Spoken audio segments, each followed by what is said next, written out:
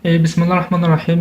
معكم عبد الرحمن شروش من قناة ماتريكس. إن شاء الله نكمل سلسلة CCNA 200 301. إن شاء الله هنتكلم النهاردة على درس مهم جدا من أهم الدروس في المنهج CCNA. هو درس طبعا ال IP. طبعا كونك لو فهمت درس ال IP أضمن لك بشكل كبير بإذن الله إنك هتبدأ تفهم بقية المنهج، لأن هو درس ال IP طبعا درس مهم جدا، وال IP طبعا هو اللي يعتبر عصب النتورك. فخليني اقول لك كده في البدايه، انا عاوز ان انا اختصر لك الدروس اللي في الاي بي النهارده، انك تفهم الاساسيات فقط. انك تفهم الاساسيات فقط والشغل اللي احنا هنشتغله بس. مش عاوز ان انا اشرح لك كل تفاصيل الاي بي اللي في المنهج عشان ما تتعقدش، لان انا مش عاوز اشرح لك كل تفاصيل الاي بي في المنهج بالظبط عشان ما تملش او تتعقد طبعا من المنهج، خصوصا انك لسه بادئ في البدايه. واحده واحده ان شاء الله هتبدا تفهم بتعمق اكتر في الاي بي لما تكمل ان شاء الله بقيه الكورس.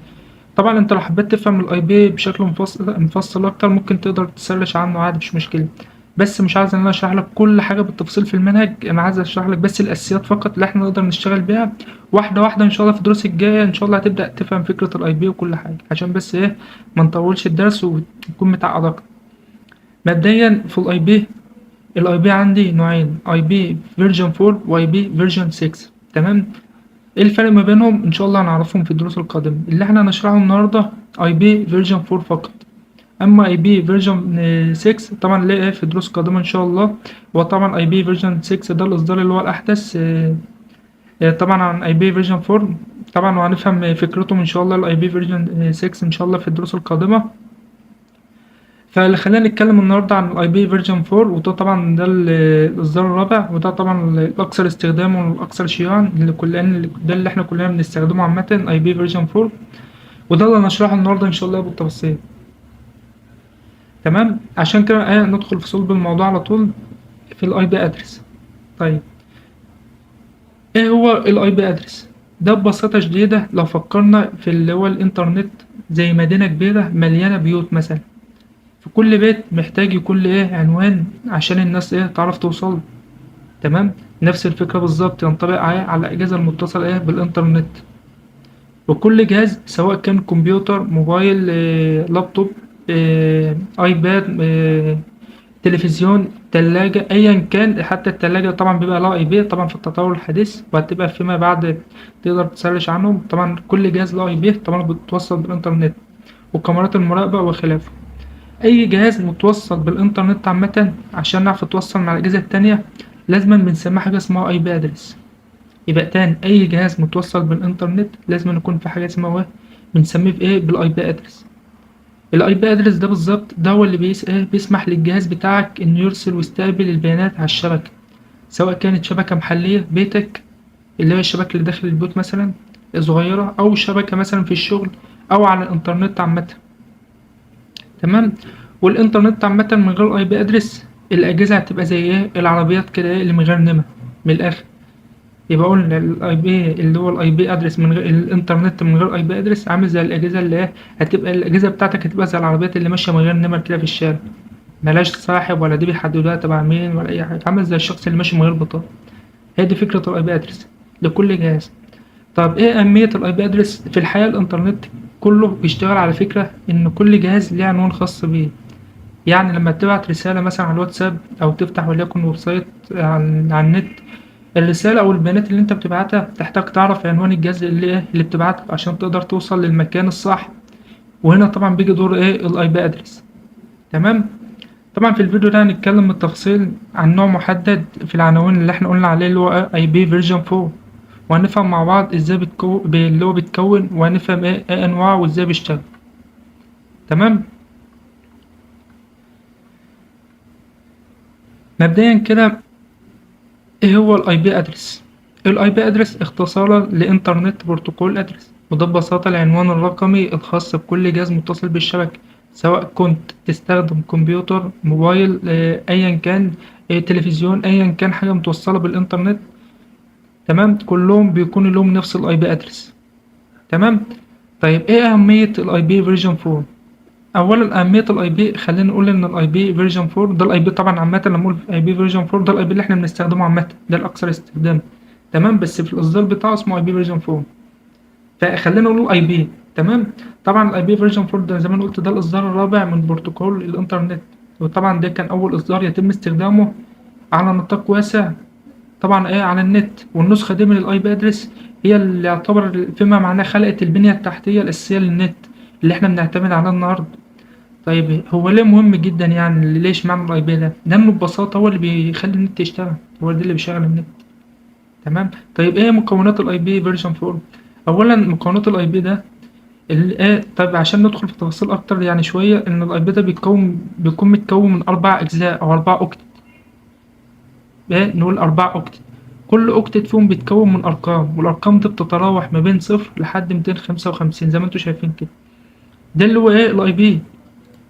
بتكون ده شكل الاي بي عامه، ده شكل الاي بي فيرجن 4، وده اللي هنستخدمه وهنعرفه في دروس قادمه. ده شكل الاي بي متكون من 4 اوكتت. ده اوكتت واحد، اوكتت اتنين، اوكتت تلاتة، اوكتت اربعة، ده 4 اوكتت. تمام. اللي هو 192.168.10.1. ده اللي هو اللي هو شكل الاي بي عامة، اللي هو شكل الاوكتت. تمام.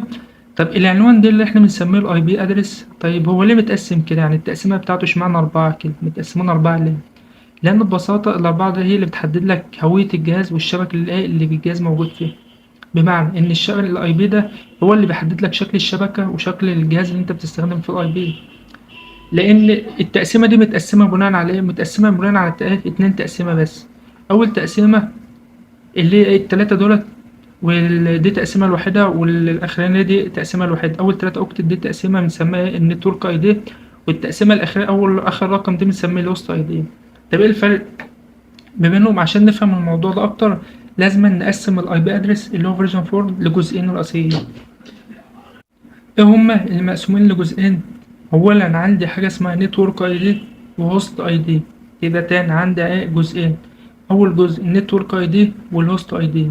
طيب إيه الفرق ما بينهم؟ عندك النتورك أي دي ده الجزء اللي بيوصف الشبكة اللي الجهاز موجود فيها. يعني إيه؟ يعني لو عندك مجموعة أجهزة متوصلة بنفس الشبكة، وليكن زي مثلا شبكة الواي فاي اللي عندك في البيت، كل الأجهزة دي هتشارك نفس النتورك أي دي بتاعك. يعني كل الأجهزة المتوصلة عندك في الشبكة اللي في البيت هتوصلهم كلهم هيطلعوا بأي بي واحد. تمام. تمام كده. طيب والوسط اي دي ده الجزء اللي بيوصل الجهاز نفسه جوه الشبكة. يعني وليكن لو عندك 5 أجهزة مثلا، 10 أجهزة مثلا على نفس الشبكة، كل جهاز فيهم لازم يكون متكون من من وسط اي دي مختلف عشان الشبكة تقدر تميز ما بينهم. تمام. يعني مثلا انك مثلا انت طبعا في شركة مثلا شركة ألف عايز ابعت لشركة بي مثلا تبع وليكن او مثلا وليكن داخل الشركة، خلينا نتكلم بس على المستوى داخل الشركة. أنا في الشركة طبعا أنا متوصل بشبكة اللي هي 192.168.10. دي الشبكة، رقم الشبكة، وجهاز مثلا يا سيدي رقم 2 في الشبكة. تمام. عاوز ابعت لجهاز مثلا، جهاز مثلا في الاتش ار مثلا، عايز ابعت وليكن رسالة في الاتش ار في الجهاز مثلا، وليكن جهاز مثلا باسم ألف مثلا، جهاز رقم 5. هبعت ازاي؟ اولا عشان تبعت رساله مثلا في جهاز الاتش ار مثلا هتدخل على الشبكه بتاعت ال 192.168.10، ده رقم الشبكه. اما رقم 5 بدل واحد اكتب 5 مثلا، ده رقم الجهاز اللي داخل الشبكه. يعني رقم الشبكه ده اللي هو ال3 اوكتت ده اول 3، ده رقم الشبكه، اسم الشبكه عامه يعني رقم الشبكه. تمام. والرقم الاخراني ده اللي هو رقم الجهاز. خلينا ابسطها لك موضوع اسهل من كده ان شاء الله. وليكن عندي مثلا عمارة، العمارة دي وليكن هنسميها باسم مثلا ماتريكس مثلا على اسم القناة. أنا دلوقتي في عمارة اسمها ماتريكس. تمام. العمارة اللي اسمها ماتريكس دي اللي هي النتورك اي دي. يعني العمارة دي اللي هي النتورك اي دي اللي هي باسم ماتريكس. وقاعد في شقة وحواليا 9 شقق غير، يعني احنا العمارة دي كلها 10 شقق، وأنا قاعد من ضمن الشقة اللي من ضمن العمارة. طلبت اوردر خارجي مثلا. تمام. كلمت المندوب قلت له تعالى لي على عمارة اسمها ماتريكس. هو الوقت لما يجي لي على عمارة ماتريكس، طب هو هيجي لي فين؟ طب ما هو كده يقف قدام العمارة، يقف متنح، ما هيفهم ازاي في انهي شقة هيجي لي في انهي شقة. انا قلت له اللي هو عنوان، اللي هو عنوان اسم العمارة اللي هو اسمها ماتريكس، اللي هو النتورك اي دي، ما حددتلوش بقى الشقة كام بقى. فلازما ان أنا الوقت انا ساكن معايا جيراني 9 شقق، فانا في شقة رقم 1. تمام. فاقول له تعالى لي عمارة ماتريكس شقة رقم 1. شقة رقم 1 دي اللي هو الهوست اي دي. يبقى تاني النتورك اي دي ده اللي هو اسم العمارة اللي هو اسم ماتريكس. الهوست اي دي ده رقم الشقه اللي هو رقم واحد. كذلك قلت له تعالى على العماره ماتريكس شقه رقم واحد، يبقى عماره ماتريكس اللي هو النتورك اي دي، وشقه رقم واحد ده اللي هو ايه الهوست اي دي. كذلك في الشبكه. تمام. كذلك طبعا الشبكه عندي اللي هو التلاته، اول تلاته دي النتورك اي دي ده اسم الشبكه، واللي هو رقم واحد او ايا كان الرقم من واحد مثلا لحد 254 جهاز زي ما انت عايز. ده اللي هو ايه اسم اللي هو اسم الجهاز اللي هو رقم الجهاز. ممكن يكون جهاز رقم خمسة ستة عشرة زي ما انت عايز على حسب ايه حسب الايه الشبكة بتاعتك.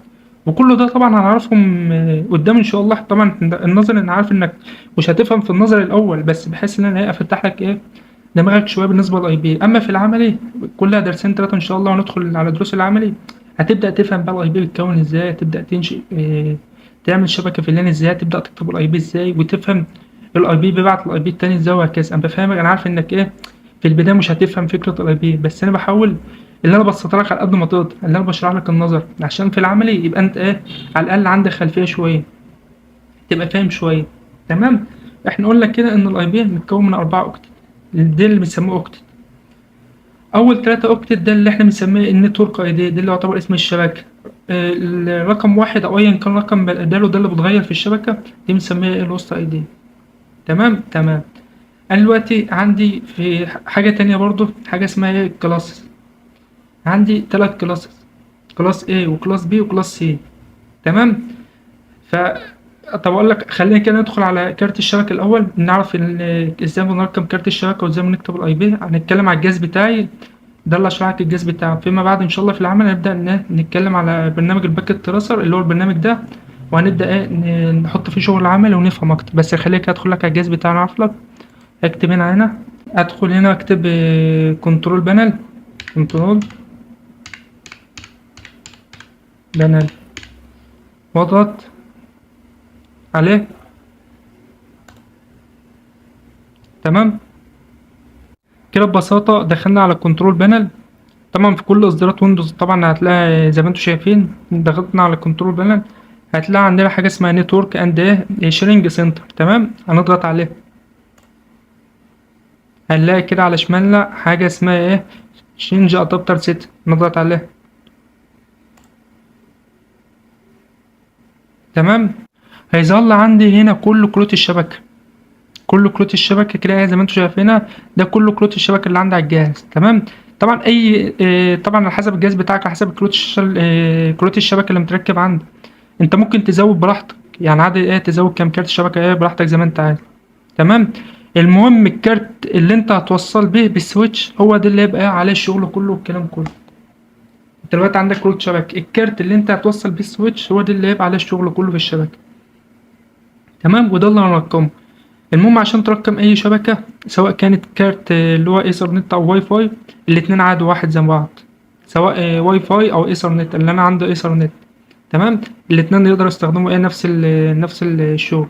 الايثرنت ده اللي هو بتوصل بالكابل زي ما احنا قلنا قبل كده، والواي فاي ده اللي هو الوايرلس اللي هو اللاسلكي. تمام. الاتنين زي ما قلت واحد. هنضغط كده على حسب الكارت اللي انا عايز اشتغل بيه، وليكن انا عندي اللي هو الايثرنت. نضغط كده كليك يمين اخر واحد بروبرتيز، نضغط عليها.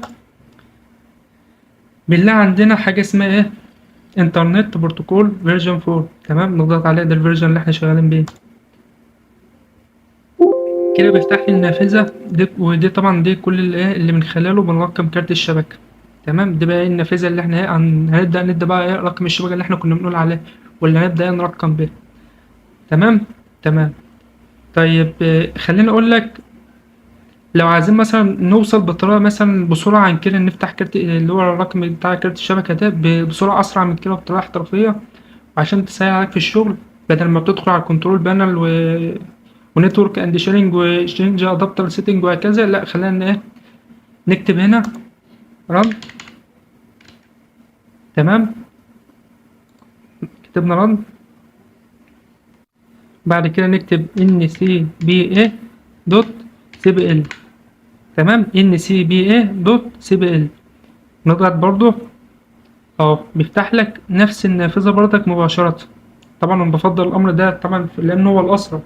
اي امر حاول تحفظه من خلال الرن، انت كده بيدخلك بسرعه بدل ما تقعد تدخل من كنترول بانل وهكذا. تكتب الامر رن وتكتب على طول. تمام. طيب دي بقى النافذة بتاعتنا اللي المفروض بنرقم فيها كارت الشبكة بتاعتنا. طبعا دي من خلالها بنشغلها. طب احنا بنشغلها ازاي؟ عشان نشغل كارت الشبكة ونفعلها بنيجي هنا على حاجة اسمها يوز ذا فولوينج اي بي ادرس، كليك. طبعا كل الخانات عندي بفتحها جاهزة للكتاب. عشان نفتح الخانة بنضغط على يوز ذا فولوينج اي بي ادرس ده اللي ده اللي بيفتح لك اللي هو العدد الخانات اللي عندي. طبعا كده بقيت جاهز لكتابة الاي بي وفتحهم لي، يعني كده فتح لي اللي هو الاي بيات اللي عندي.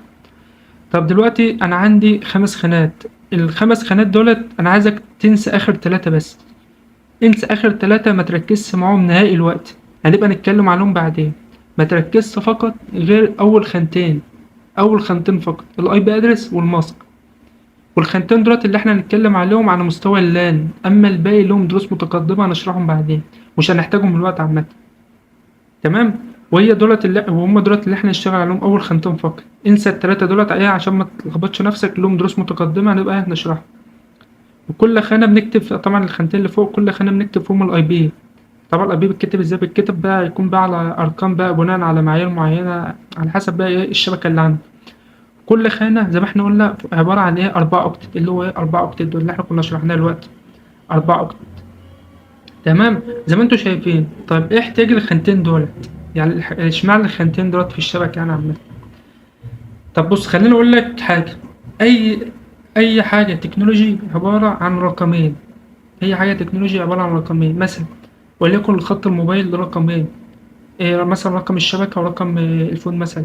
رقم الشبكة 011 012 010 15 وهكذا. ورقم اللي هو رقم الخط مثلا 011 كذا كذا اللي هو الرقم العادي ده رقم الخط. وليكن زي رقم خط الأرض كود المحافظة والرقم وهكذا. تمام.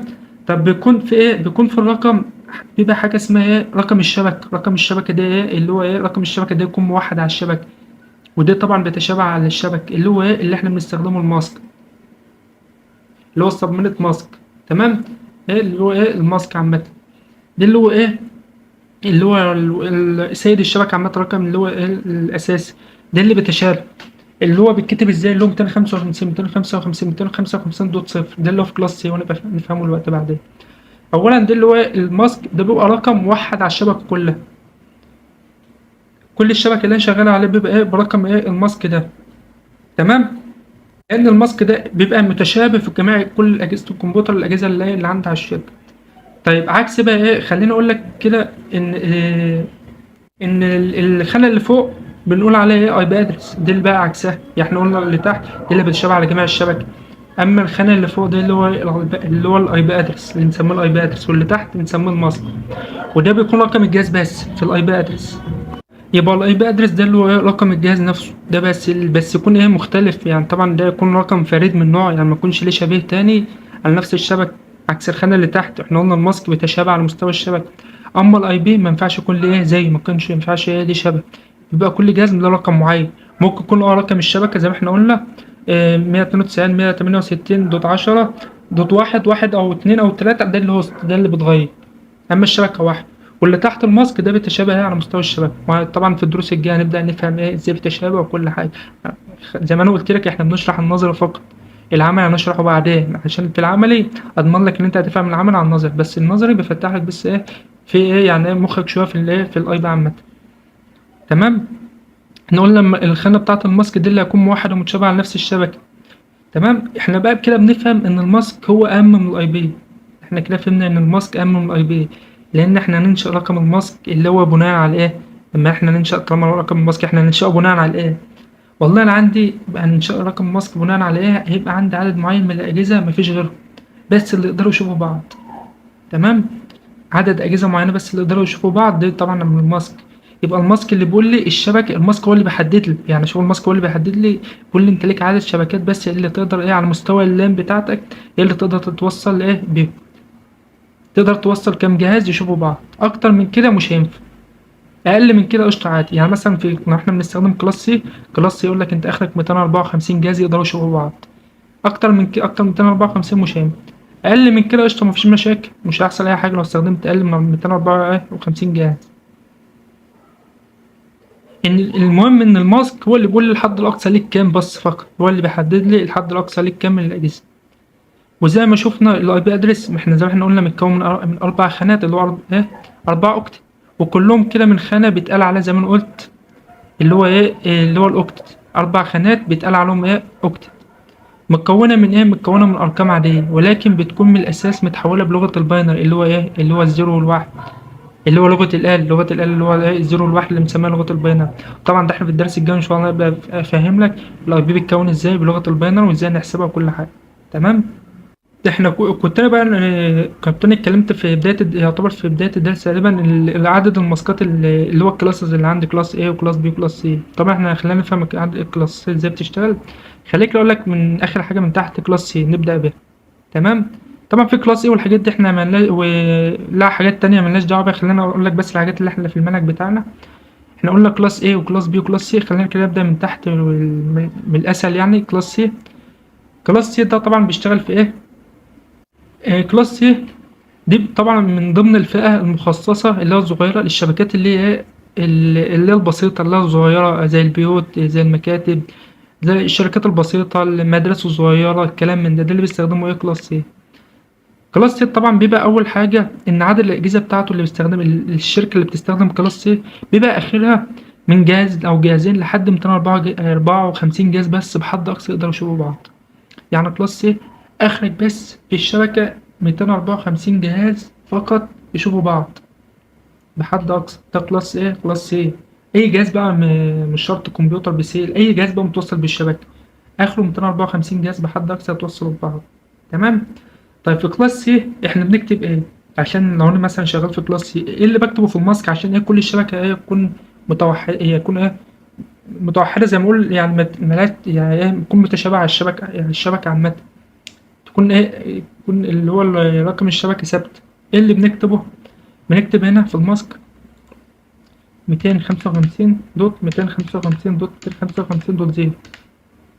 حلو الكلام. يبقى اقول كلاس سي اخره يشوف 254 جهاز فقط. لو انت شغال في شركة شغال بكلاس سي انت اخرك في الشركة بس على مستوى اللان اخرك 254 جهاز. والماسك اللي احنا بنكتبه 255. تمام. طب لو عندي أجهزة أكتر من 255 200 أو 254، لو أنا مثلا عندي وليكن 500 جهاز 1000 جهاز أنت كده بتطلع بفئة أعلى اللي هي فئة إيه؟ اللي هي فئة B. تمام. خلي بالك إحنا كنا بنتكلم على إيه كلاس C، إحنا دلوقتي هنطلع لكلاس B اللي هو إيه كلاس أعلى شوية. الفئة دي بقى اللي هي كلاس B مخصصة طبعا للشبكات اللي هي المتوسطة الحجم زي الجامعات الشركات الكبيرة المؤسسات العادية، فاهم اللي فيها عدد أجهزة فوق 254 جهاز. تمام. طيب احنا قلنا كلاس سي اخره 254 جهاز، اما بقى كلاس بي اخره يشوف كام جهاز؟ احنا في سي قلنا كلاس سي اخره يشوف 254 جهاز. طيب في كلاس بي اخره يشوف كام جهاز؟ اخره يشوف 65534 جهاز يقدروا يشوفوا بعض.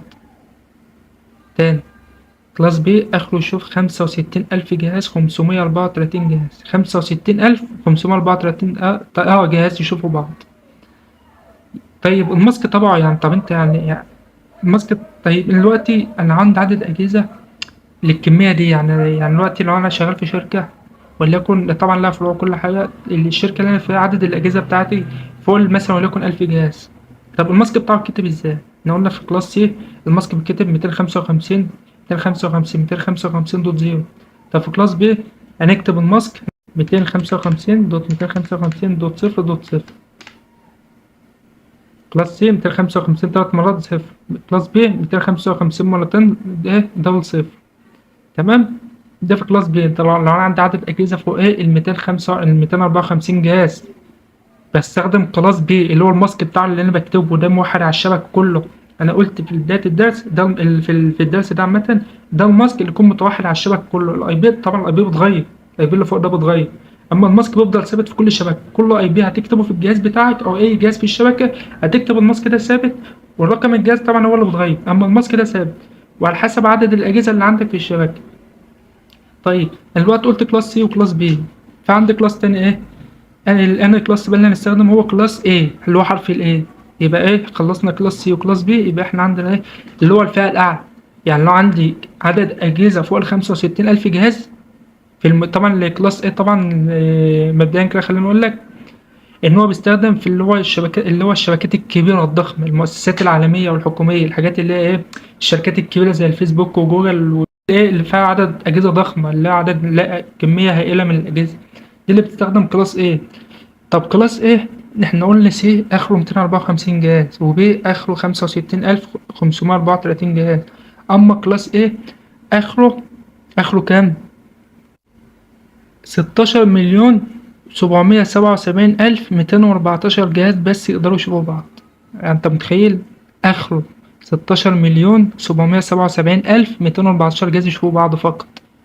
ده اللي إيه بالنسبة للشركات اللي هو الضخم زي ما أنا قلت، المؤسسات طبعا ده اللي بيستخدم في كلاس A. وطبعا ده الماسك بتاعه بيتكتب 255 دوت صفر دوت صفر دوت صفر، 255 تلات أصفار، ده في كلاس A. وكلاس B 255 255 صفر وصفر. كلاس C 255 تلات مرات صفر. تمام، ده بالنسبة إيه لعدد الكلاس. لو أنت شغال في شركة عدد الأجهزة بتاعتها مع مثلا في فوق ال65,000 جهاز، أنت بتستخدم كلاس A. تمام، أقل من كده تستخدم كلاس B. ده أقل من 254 جهاز اللي هي الشركات البسيطة والمكاتب والحاجات اللي هي الصغيرة تستخدم كلاس C. تمام. يبقى دلوقتي أنا عندي 3 كلاسز، كل كلاس بيخليني أشوف عدد معين من الأجهزة. تمام. طيب ما أنا ممكن كده بدل ما أشغل دماغي ولا رايح دماغي، بدل ما كل شوية أقعد أكتب في كل جهاز 255 تلات مرات صفر، اللي هو إيه، لو أنا عندي مثلا عدد وليكن 100 جهاز اللي المفروض أستخدم كلاس C، بدل ما اقعد اكتب من 255 تلات مرات وكل شويه، طب ما انا اكتب كلاس ايه وخلاص، 255 تلات اصفار ورايح دماغي. تمام، لانه وارد جدا حد يسأل السؤال ده. طيب حابب اقول لك ان كلاس ايه هيخليك بدل ما تبعت من جهازين او 100 جهاز هتبعت لحد 16 مليون جهاز. انت متخيل بدل ما تبعت لجهاز او جهازين انت كده هتبعت ل 16 مليون جهاز. انت معلش انت كده في شخص الواقع، لان انت كده هتعمل حاجه اسمها برودكاست دي يعني ايه، وان تو اول، ده شرحناه في الدروس اللي فاتت. لانك بمجرد ما تبعت رساله واحده انت كده هتوصل للشبكه، لكل الشبكه. تمام، انك هتوصل لعدد 16 مليون جهاز حتى لو الشبكه بتاعتنا ما فيهاش غير حوالي بس 100 جهاز. اي نعم، الرساله اللي انت هتبعتها هتوصل ل 100 جهاز فقط، انما الباقي اللي انت هتوصل ل 16 مليون جهاز انت كده هتاخر الارسال وهتضيق على الكابلات، انت كده هتبوق الدنيا. لان انت كده انت اصلا مفيش اجهزه هتستلم، فالرساله هتروح لفين، هتزنق الدنيا عندك في الشبكه. لان انا بتكلم انك هتبعت عدد رسائل ضخمه مفيش عدد اجهزه تقدر تستلمها ولا تقدر تستوعبها، وبالتالي انت ده بيأثر على السويتش والاجهزه اللي عنده، وممكن الاجهزه كلها تعمل شت داون وتبوظ الشبكه كلها وانت كده ضيعت نفسك. فنحترم الكلاس اللي احنا شغالين بيه. تمام، لان انت خلاص انت مفيش الوقت في الشبكه بتاعتك غير 100 جهاز. بدل ما تستخدم كلاس سي انت ممكن تستخدم كلاس، انت كده بوظ الشبكه، انت كده بتحرق في الحاجات اللي هي ايه، المكونات بتاعت السويتش او ايا كان الراوتر او الاجهزه، انت كده بتحرق على الفاضي. انت بتبعت ارسال كميه هائله من البيانات، انت كده بتوقع الشبكه بتاعتك. وطبعا ده غلط طبعا، اللي احنا نستخدم بالكلاس اللي هو كلاس ايه واحنا مش شغالين على الاجهزه بتاعته. لو انت عدد الاجهزه بتاعتك صغيره تستخدم كلاس سي، وكل كلاس ايه طبعا الشغل بتاعه. فبنحترم الكلاس اللي احنا ايه شغالين ايه بيه عشان ما نبوظش الشبكه. تمام، خليني اقول لك ملحوظه أنا نسيت اقولها لك، اللي على السويتش ان ازاي السويتش بيعرف عدد الاجهزه اللي عندي. يعني السويتش ده عامه ايه اللي بيعرفه عدد الاجهزه اللي عندي يعني عامه. اولا السويتش بيعرف عدد الاجهزه اللي عندي من الماسك اللي انا بكتبه، اللي هو الكلاس المحدد اللي انا بكتبه في الشبكه، وبناء على السويتش بيعرف عدد الاجهزه اللي عندي. طب تمام كده تمام. زي ما انا قلت ان ايه الماسك اللي انا بكتبه في الشبكه، الكلاس في اللي هو الكلاس بتاع الشبكه عامه، الكلاس اللي انا بكتبه في الماسك، السويتش بيعرف عدد الأجهزة إيه بناءً عليه. وطبعًا في العمل أنا عارف إنك في النظري هتبقى إيه متأخر شوية بالنسبة لك، بس في العمل إن شاء الله أضمن لك إنك هتفهم إيه في العمل أكتر. تمام، وزي ما قلنا اللي إحنا بنحترم نكتب الفئات الكلاس اللي إحنا هنشتغل بيها، وإن ما ينفعش نشتغل بالترقيم العشوائي. ده زي ما قلنا يعني إحنا ما ينفعش نشتغل بالترقيم العشوائي زي ما إحنا اتكلمنا عليه عشان ما نبوظش الشبكة. وعشان ما نبوظش الشبكة زي ما أنا قلت، لو عندي من جهاز لحد 254 جهاز كده أنا بستخدم فئة سي، وكلاس سي زي ما أنا قلت بيقدر يتحمل على 254 جهاز. تمام. تمام كده، تمام. ان كلاس سي يقدر يستخدم 254 جهاز. وقلنا برضو كلاس بي يقدر يتحمل لحد 65000 جهاز وشوية. كلاس سي 254 جهاز، كلاس بي 65000 جهاز. اما كلاس ايه اخره 16 مليون جهاز وشوية، وشويات كمان. دي كلاس ايه. تمام تمام. طب نيجي بقى هنا، لو انا عندي وليكن 1000 جهاز مثلا، اختار ايه؟ يعني دلوقتي لو عندي تحت ال 254 جهاز هختار كلاس ايه. طب لو عندي فوق ال 254 جهاز هنختار ايه؟ بالظبط كده، هنختار في ايه؟ في ابي. مع العلم ان كده هبعت ل 65000 جهاز في الشبكة، مع ان انا عاوز بس اللي انا ابعته 1000 جهاز او ليكن 2000 اللي ابعته. تمام. ما انت كده كنت قلت لي لو انا دلوقتي ايه، بعت عدد اجهزه قليله، وليكن عدد اجهزه معينه مثلا، واخترت كلاس اعلى. الكلاس الاعلى طبعا الاجهزه اللي عندي هتعمل ارسال لعدد اجهزه مش موجوده في الشبكه، وطبعا هتضايق على الشغل بتاعه، بوظ لي الشبكه وهتوقفها لي. تمام. وعشان ما احرقش على الفاضي. تمام. وان الماسك بتاعي مش متناسب على عدد الاجهزه اللي عندي، يا اما تكتب الماسك بالظبط او تقربه. يعني انا قلت مثلا لو انا وليكن عندي 100 جهاز مثلا، هستخدم ماسك ماسك سي. عندي مثلا اجهزه اعلى بكتير هستخدم كلاس بي، وهكذا. تمام. يا اما تكتب الماسك بالظبط او تقربهم على عدد الاجهزه اللي عندي بقدر الامكان. يعني مثلا وليكن انا عندي وليكن 200 جهاز، هختار كلاس سي. عندي وليكن 50000 جهاز، هختار كلاس بي. عندي يا سيدي 15 مليون جهاز، هختار كلاس ايه. تمام. وعشان زي ما انا قلت ما نحرقش ونبعت رسائل كتير على الفاضي، ويا دوبك بس نبعت على عدد الاجهزه اللي عندي او زياده شويه، مفيش مشكله. يا اما انا طبعا طبعا انا طبعا بتكلم بالنسبه لي، لو حد قال لي مثلا ان الشركه بتاعتي فيها 1000 جهاز عندي في الشبكه، طبعا طيب 1000 جهاز اقرب كلاس لهم اللي هو ايه؟ كلاس بي. طب ما انت هيجي واحد يقول لك طب ما انا بقى كلاس بي، بدل ما ابعت ل 1000 جهاز انا، انت كده هتخليني ابعت ل 65000 جهاز، وانت كده هتبوظ السويتش اللي عندي وتحرق لي الاجهزه. طب انا استفدت ايه دلوقتي؟ طب اقول لك على حاجه، وانا ما عنديش في الشبكه يعتبر غير 1000 جهاز. ما اي حد يقول لي كده انا ما عنديش غير 1000 جهاز او 2000 جهاز، وانا عايز ابعت لهم رسايل، كده هتخليني اختار كلاس بي. وكلاس بي اخره 65000 جهاز، فانا الوقت هبعت 2000 رساله او 1000 رساله، الباقي ده هيروح لفين بقى؟ الباقي ده هيحرق لي الاجهزه اللي عندي، هيروح كده على الفاضي. لا، انا اقول لك على طريقه احترافيه هيخليك بالظبط تبعت ال 1000 جهاز، ومفيش رساله زياده تقدر توصل. حتى لو وصلت رساله شويه مفيش مشكله عادي. المهم انك تقدر تضيق بالامكان بالظبط على عدد الرسائل، وتخلي الرسائل الفاضيه ما تروحش على الفاضي. في الدرس الجاي ان شاء الله اعرف لك ازاي تبعت الرسالة ازاي هيخليك تضيق على العدد بالإمكان، بدل ما تبعت لو انت عدد الأجهزة بتاعتك 1000 جهاز، بدل ما تبعت ل65000 جهاز، ده أقول لك تبعت على 1000 جهاز بالظبط، والباقي مش هيتبعت. لو اتبعت شوية، اللي هو مثلا بدل ما تبعت ل1000 جهاز ممكن تبعت ل1000 ونص عادي، مفيش مشكلة. طالما أزيد شوية مفيش مشكلة. المهم ما وصلش لحد ايه 65000 جهاز. وإن شاء الله بدل ما أعرفك إن شاء الله الطريقة ازاي، هكتبها لك بطريقة احترافية وهتعرف تعملها ازاي، إنك تبعت على عدد الأجهزة بالظبط، والباقي ده مش هتخليك تبعته.